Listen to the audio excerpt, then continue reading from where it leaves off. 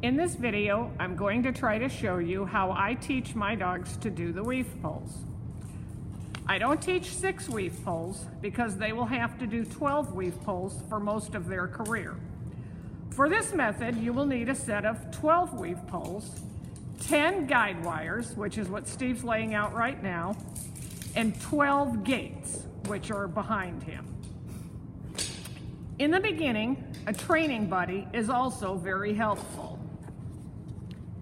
Be sure to put the wires on properly so that the dog can enter the weaves between the first and second pull with their left shoulder. I start teaching the weave pulls with all 10 wires and 12 gates with the dog on lead. After a few weeks of them seeming to really understand this, I start doing them with the dog off lead. It's important to do the weave pulls from both sides and from multiple angles once the dog has a clear understanding of what is expected of them while the gates and the wires are still on. Then I start pulling off the gates first. I leave the first 2 gates and the last 2 gates on until the very end. I start pulling 1 gate from each side, but not gates that are across from each other.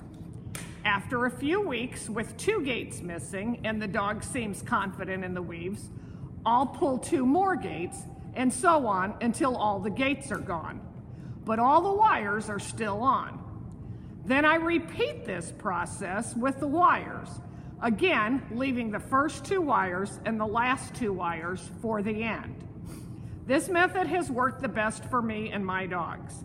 In the past, I have tried the push me, pull me method, which my dogs hated, channel weaves, which they hated as soon as they touched them, and 2x2s, which they didn't seem to understand. I think this method makes the most sense to the dog. So as you can see, we're putting the gates where the wires join together, and then it kind of makes a maze of the correct path for the dog to do the weaves.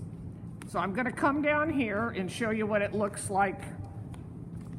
So here's the entrance, and this gives them space to shape this. And so this is what it will look like.